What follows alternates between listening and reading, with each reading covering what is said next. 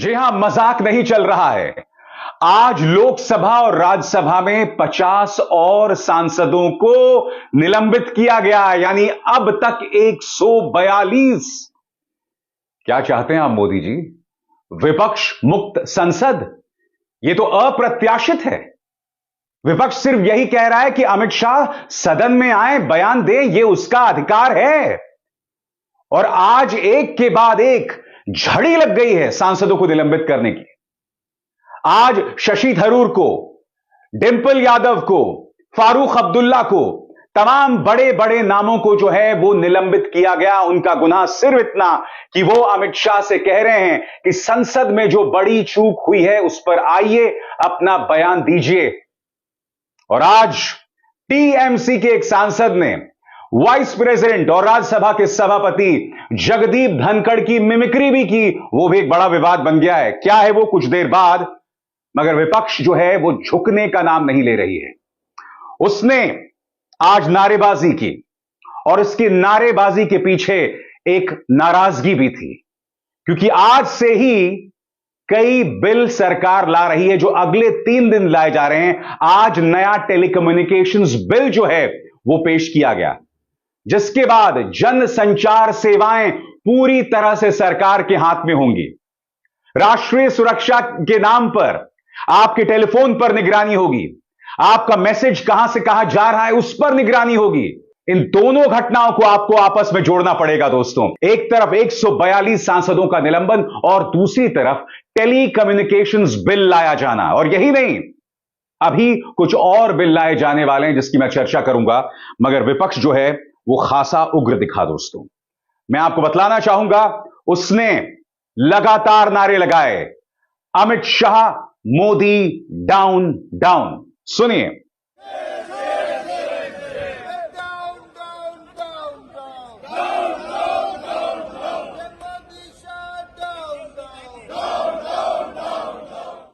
विपक्ष के तेवर उग्र थे।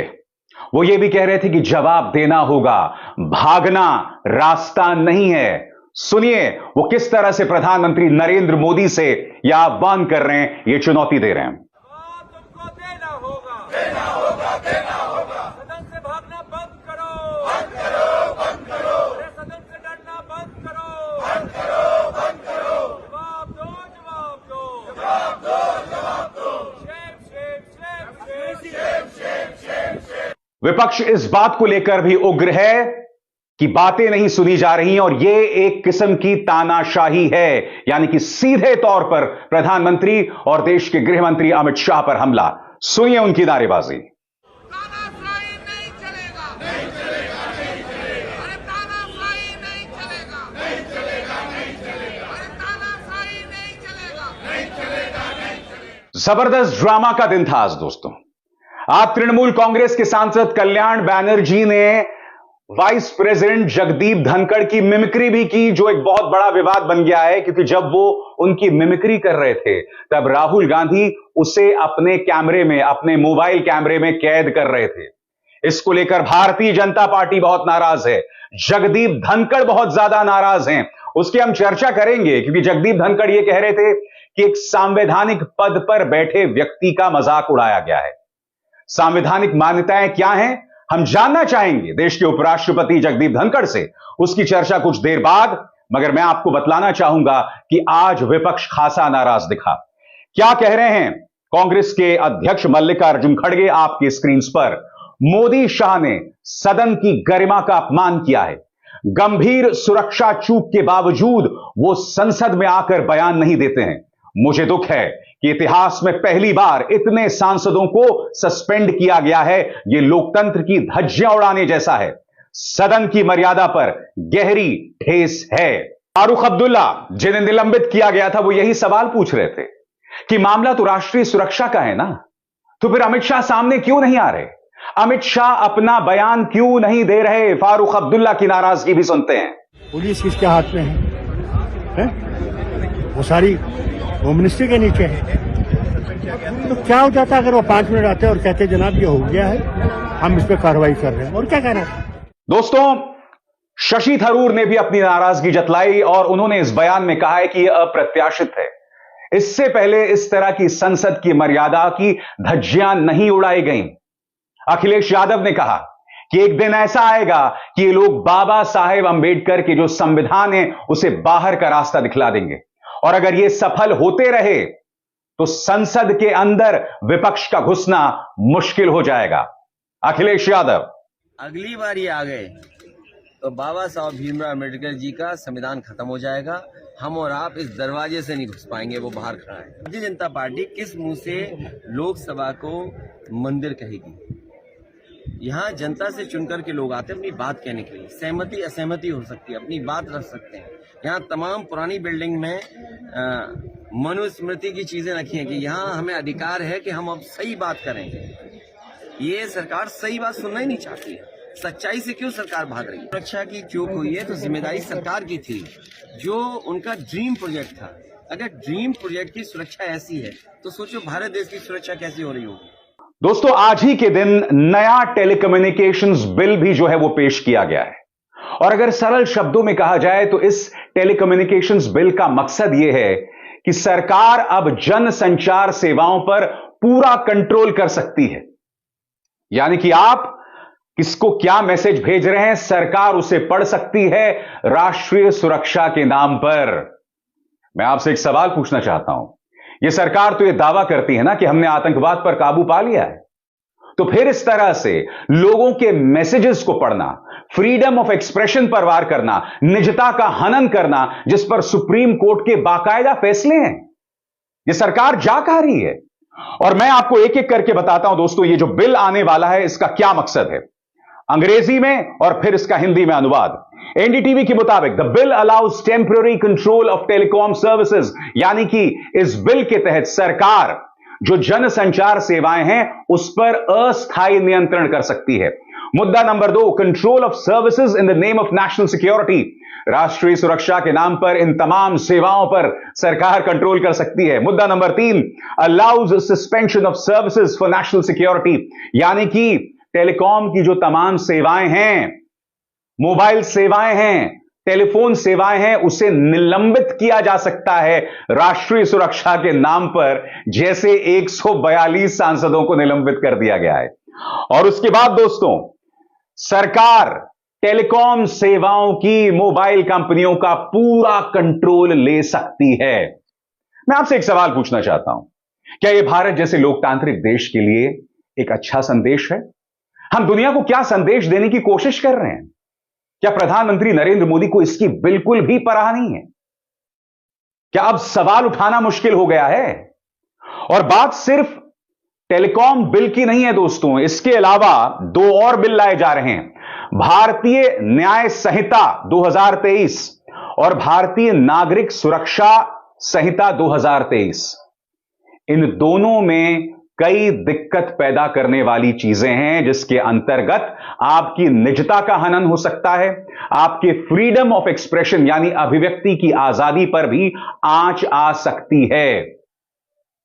ये तमाम पहलू हैं जिस पर हर शख्स को चिंता करनी चाहिए। मनीष तिवारी कांग्रेस के सांसद ने इसी पर आपत्ति जाहिर की है। उनका कहना है, MPs have not been suspended, democracy has been suspended. The most pernicious laws that will turn India officially into a police state will be passed today afternoon and over the next 3 days. The opposition has been suspended to facilitate this chicanery. This is a precursor of things to come.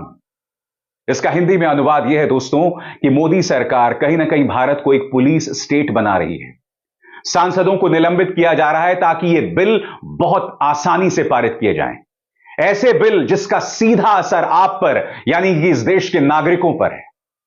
तो ये सवाल तो किया ही जाएगा ना। मैं आपसे सवाल पूछना चाहता हूं, क्या मीडिया 142 सांसदों के निलंबन पर मुद्दा उठा रहा है? कल 92 सांसदों को निलंबित कर दिया गया था, मगर मीडिया किस बात का डिबेट कर रहा था? आपकी स्क्रीन पर दाऊद इब्राहिम पर, एक फेक न्यूज पर इन्होंने पूरे प्राइम टाइम में डिबेट कर डाली।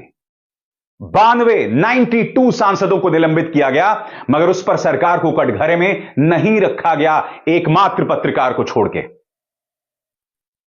और आज किस मुद्दे पर डिबेट हो रहा है दोस्तों?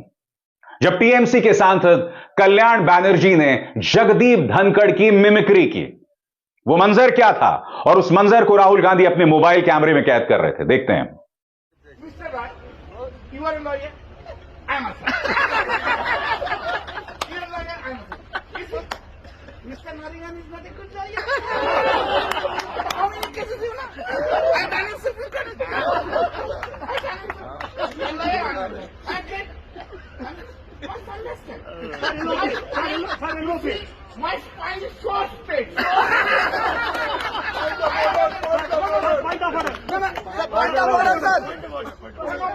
You, Mr. Gandhi, you must understand. You must understand that I have been appointed here only to save Narendra Modi. I understand it. My spine is sick. My spine is very straight, very straight. I'm so proud. I'm so straight. दोस्तों, उसके बाद Bharatiya Janata party खासी उग्र हो गई। संबित पात्रा का बयान मैं आपको दिखाने वाला हूं और साथ ही जगदीप धनखड़ भी इस पर खासे उग्र दिखे। संबित पात्रा, देश याद रखेगा, जब देश के उपराष्ट्रपति और संवैधानिक संस्था का माहौल बनाया जा रहा था तो शहजादा खड़ा होकर वीडियो बना रहा था। भारत तोड़ने वालों का साथ लेकर भारत जोड़ने का स्वांग रचने वालों का मुख्य एजेंडा जोड़ना नहीं तोड़ना ही है। घमंडियों के घमंड का अंत 2024 में देश की जनता अवश्य करेगी। दोस्तों, इस मुद्दे पर जगदीप धनखड़ ने भी सीधे राहुल गांधी पर हमला किया है। उनका गुस्सा कल्याण बैनर्जी पर ज्यादा नहीं था जो उनकी मिमिक्री कर रहे थे, उनका गुस्सा राहुल गांधी पर था जो एक तरफ खड़े होकर इसे अपने कैमरे में कैद कर रहे थे। सुनिए उनकी नाराजगी। वो कह रहे हैं कि भाई संवैधानिक मूल्यों की धज्जियां उड़ाई जा रही हैं क्योंकि राज्यसभा का सभापति एक संवैधानिक पद है, उसकी धज्जियां उड़ाई जा रही हैं। देखिए कितने नाराज हैं जगदीप धनखड़। गिरावट की कोई हद नहीं है। आपके एक बड़े नेता एक सांसद के असंसदीय व्यवहार को वीडियो कर रहे थे। मिमिक्री पर नाराज होने वाले जगदीप धनखड़ यह बताएंगे कि जब रमेश बिधूड़ी एक अन्य सांसद को मुल्ला, कटवा, आतंकवादी जैसे शब्दों से नवाज रहे थे, वो भी संसद के अंदर, तब कहां था उनका गुस्सा। सवाल गोदी मीडिया से जो इसे बड़ी खबर बना रही है। सवाल गोदी मीडिया से 142 सांसदों का निलंबन बड़ी खबर है या मिमिक्री बड़ी खबर है। कहां था आपका आक्रोश जब रमेश बिधूड़ी ने एक अन्य सांसद का इस तरह से अपमान किया था, वो भी लोकसभा के अंदर, सदन के अंदर। इत्तेफाकन ये वही जगदीप धनखड़ हैं जिन्होंने प्रधानमंत्री नरेंद्र मोदी की तुलना महात्मा गांधी से की थी। इत्तेफाकन ये वही जगदीप धनखड़ हैं जो सवालों को एंटी नेशनल नैरेटिव बताते हैं। इत्तेफाकन ये वही जगदीप धनखड़ हैं। याद कीजिएगा, इन्होंने कहा था कि इस वक्त मोदी काल में जिस तरह से सरकार चलाई जा रही है, यह तो मानो गीता के श्लोकों से इंस्पायर्ड है, यानी गीता काल चल रहा है।